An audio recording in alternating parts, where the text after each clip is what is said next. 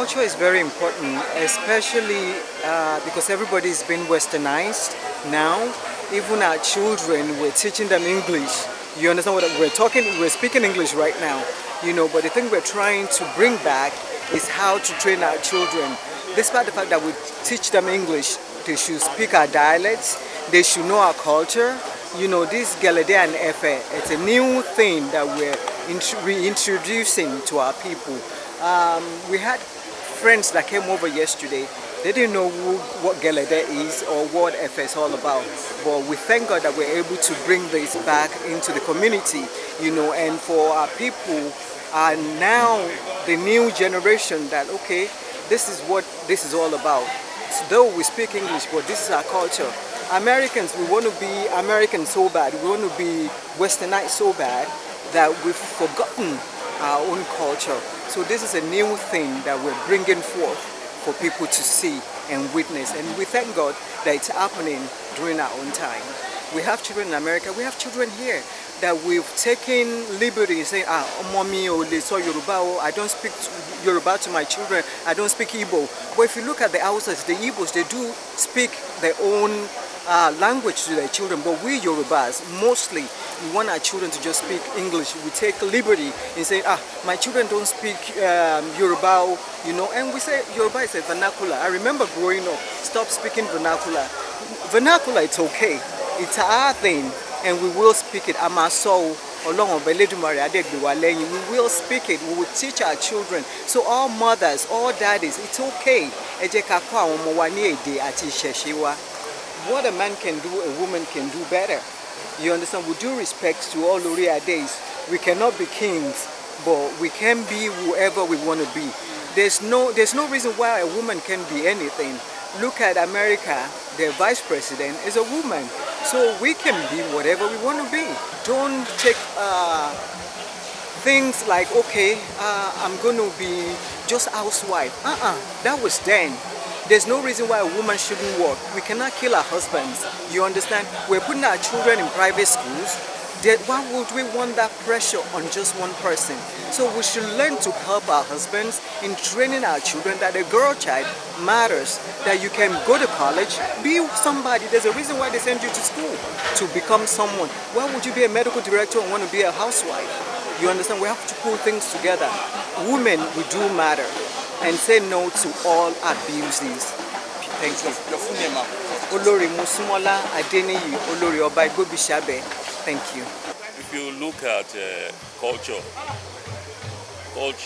is one of the important aspects of our identity. And when we talk about identity, over time, it fades, it changes. And that is why we say identity is fluid in nature. But we can always recall back to have a feeling of what our society used to be. So when you look back, Gbobisabe, it wasn't like this before. Obviously, it will start like a village, as a village, And we now look at cultural rebirth of Gbobisabe. This morning, I was able to visit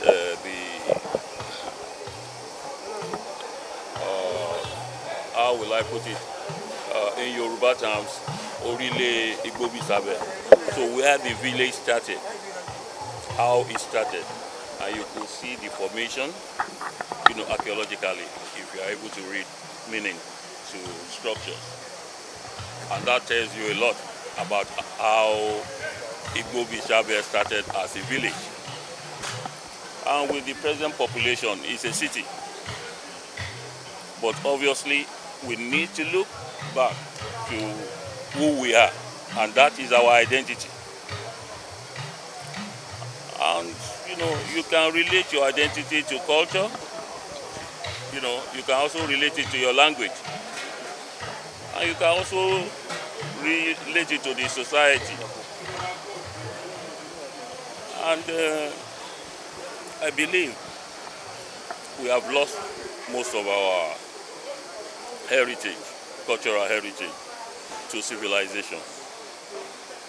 This is Yaba College of Technology. There you see army barracks and you see some other offices built up. It's like a Western world, but it's a part of our culture. That is urbanization. That is where, but we started from somewhere as a village. And in those days, you see women using oja to, at least to lock up the child behind her back. All these things, you can't see it here now because of modernization. So we've lost majority or the major part of our culture to modernization.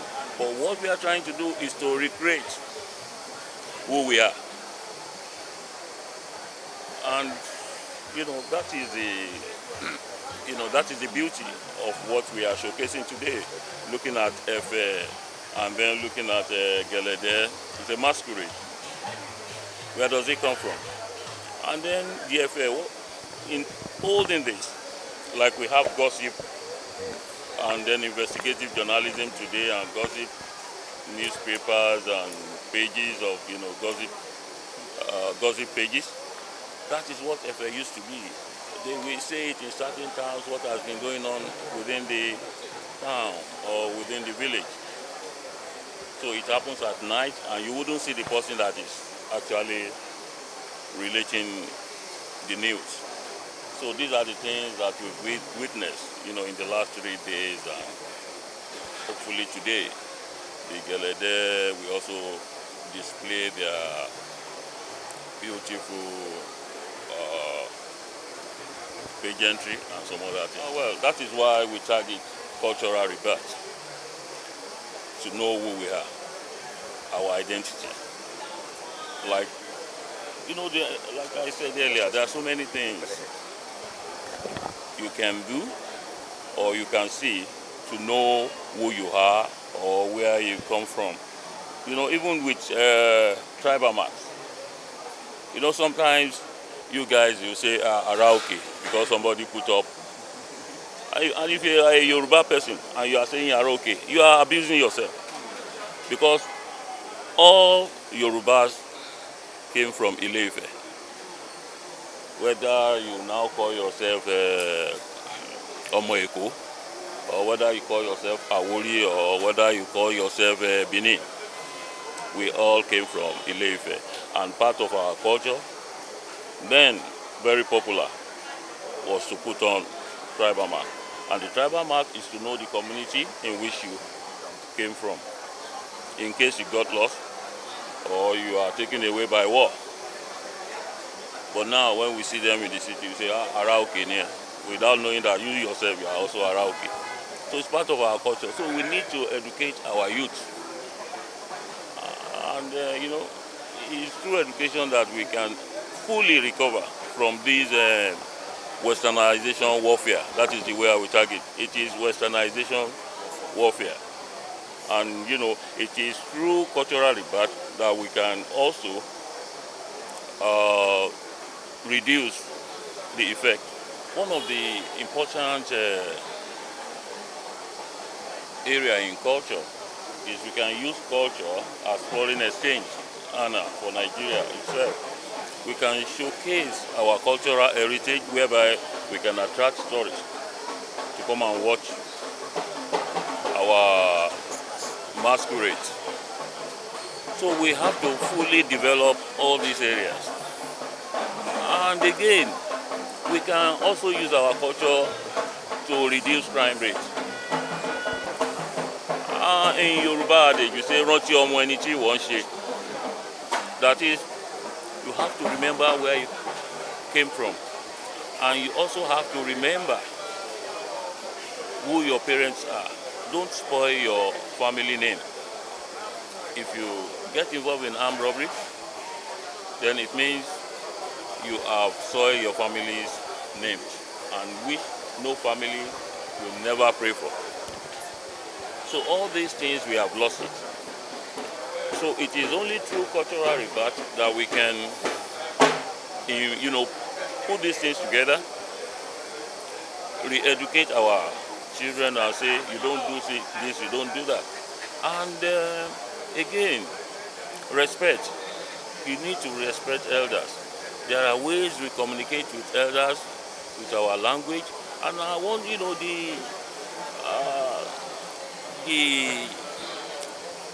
the use of English language has actually bastardized our culture. And again, when you have children growing up, let them understand Yoruba language first before you start teaching them English.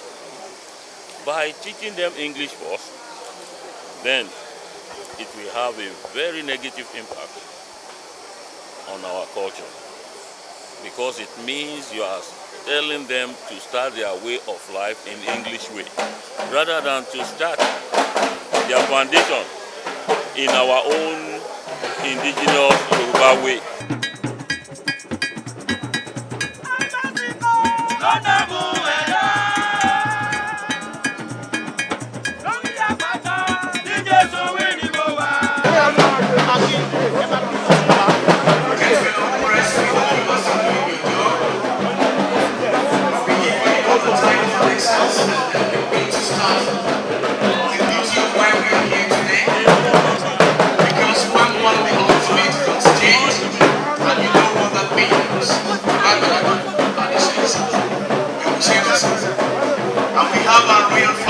Seated, and of course we must make this moment a very historic moment that we cannot and celebrate in honor of what we should and what we are as a people.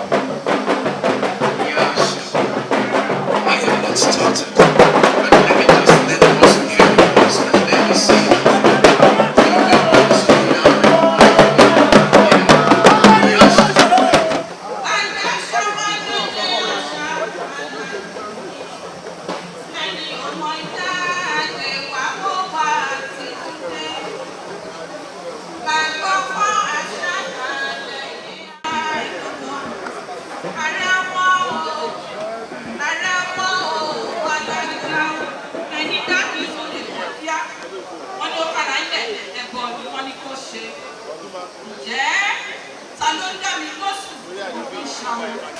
Gelede, as I know, because me, I'm from that area. I'm from Ketsu, Ile, in Benin Republic, formerly in the western region of Nigeria, if I may let you know. Gelede to us is as important in our traditional festival, for which you display. If you can witness it, you really love it. It's a peaceful masquerade that requires no force before you can, make it effective. Sincerely, for Gelede, if it is introduced in a place, that place will continue to live in peace and harmony. And the regard for Gelede is so great that, it cannot just easily, explain in that manner. So that is Gelede for you. As for the history, the Oduduwa is just one, and the Alaketu, the Unisabe, the Unikoko, they all left Ife to find their green pasture many years ago. You don't kill your heritage. When you are somewhere and you make sure your heritage is still continuing. Gelede is their own side. I'm from Awori. Our own is Egun. Everybody have his own different culture in different states where you are king. Depends on what your forefather brought to the where they are settled down. It is the year 2022 rebirth of Efe and Gelede Festival. Like Kabiyesi said to us, it is unique and historical with the entire kingdom of Sabe, and the Sabe kingdom, so to speak. So this is, after 12 years, we are bringing to bear a tradition, a culture, a heritage that will have extinct. But Kabiyesi in his magnanimity so said that no, with the council of all the elders, that it's time for us to bring this to bear. And we started this process of engagement since Friday with the Efe night, and yesterday with the continuation still of the Efe Connect with the Gelede Festival in itself. So today, distinguished guests, what you are seeing is a program of event, a 3-day program of event that is culminating with a grand finale today at the Yaba College of Technology venue, where we are all seated and gathered here, so to speak, to commence the beginning of a new dawn, a new horizon, and a new era under the leadership and watch of His Royal Majesty Oba Owolabi Adeshina Adeniyi Maforunyomi the First, the Onisabe of Gbobisabe Kingdom. Distinguished guests, ladies and gentlemen, before we welcome my dear sister on stage, Ara, in the person of Ara Lola, we will want to please request the honor of Kabiyesi, His Royal Majesty Oba Owolabi Adeshina Adeniyi Maforunyomi the First, Onisabe of Gbobisabe, to please come to the microphone to give his opening remark and address on this auspicious occasion. Kabiyesi. My name is Oba Owolabi Adeyemi Adeshina Adeniyi Maforunyomi the First, the Onisabe. Did you give this to all of the guests of there? Gbobisabe, Them or just yes on the VIP side? A lot of them. a right? brother I'm asking because I want to reference it to so that we can go through Onigbogbo it to understand why this and is very others. significant. You understand what I'm saying? a brother. If you see one of my brothers just left, Oba Professor Obalanlege, the Onota of Ota.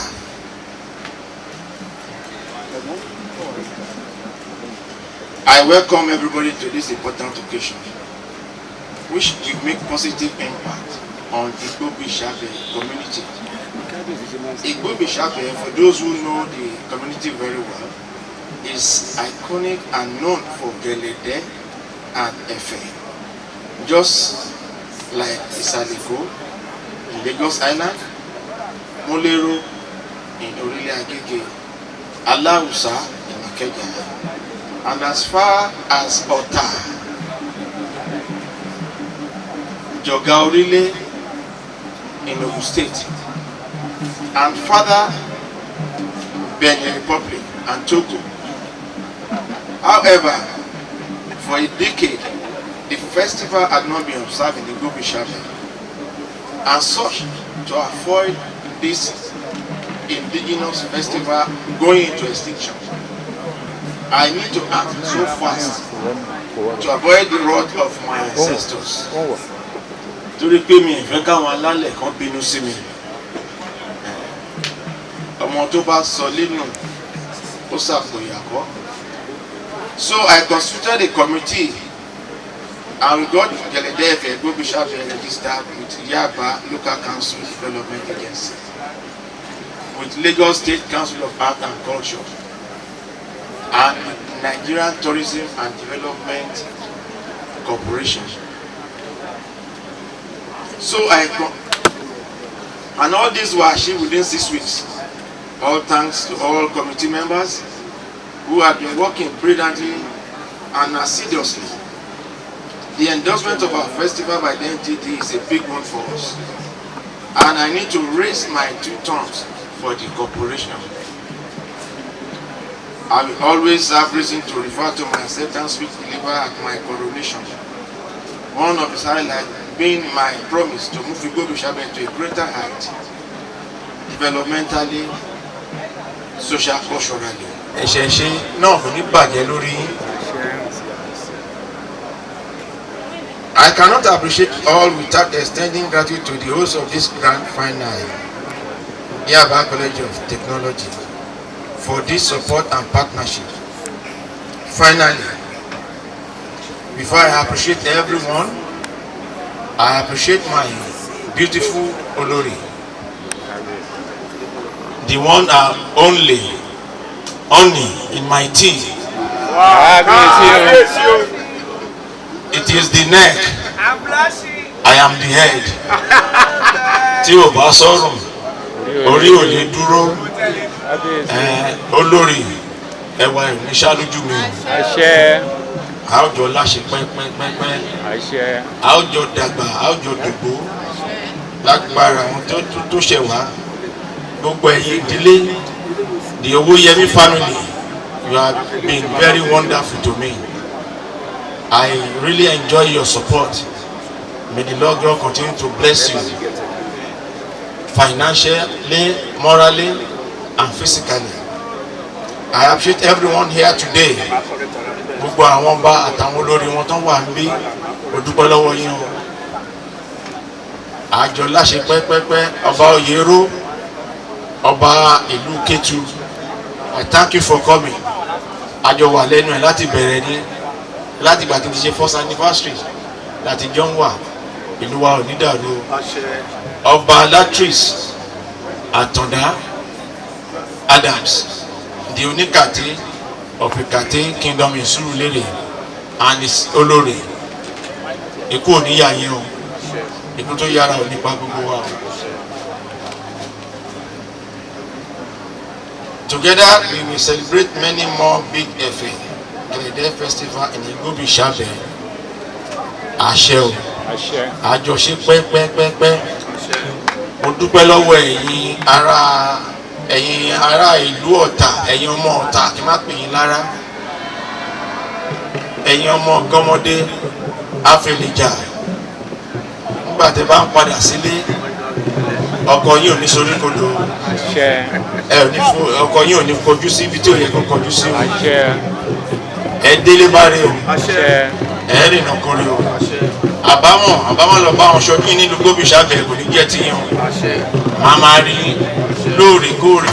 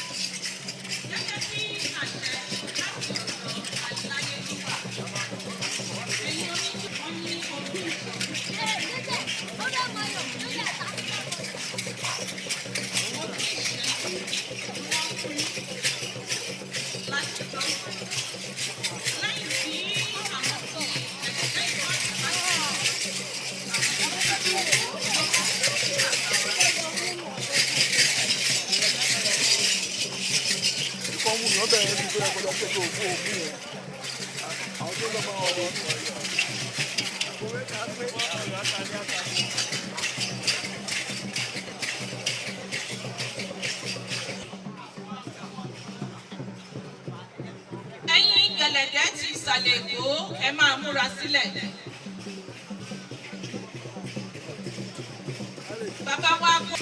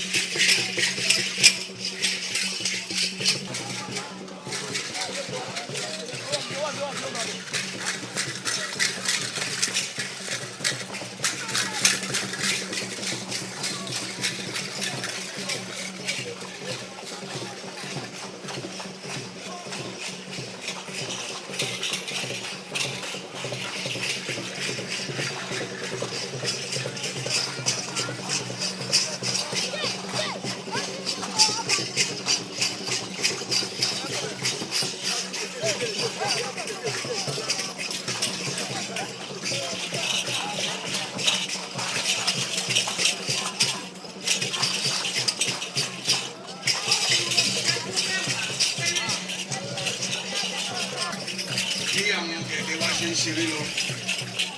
Àwọn fẹ́ fi àkókò ìké àwọn kábíyèsí wa. Wọ́n tún wà ní ìkàlẹ̀. Aláìlúwà ọba Abdulaziz Ọlákúnlé Bádérò. Bádérò Jayé first ilé ìdìbò ọ̀pọ̀lọpọ̀ kingdom. Èké tí ọ̀sán ló ti dọ́pẹ́ sí ilé ìjọba. Kábíyèsí o, kábíyèsí o, kábíyèsí o. Àti kí bàbá wa ọba Abdulaziz Olúwaṣẹ̀san Adéoríyọmí Oyèbọ̀ II.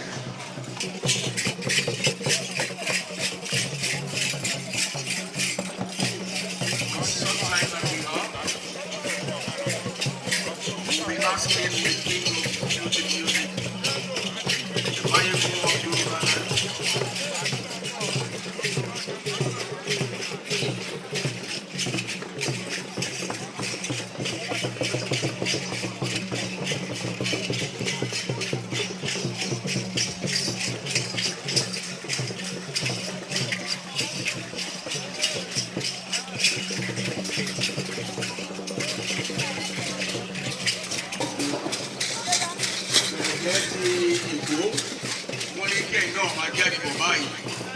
President, can you please let's ask the Lagos Island to join the team quickly in view of time.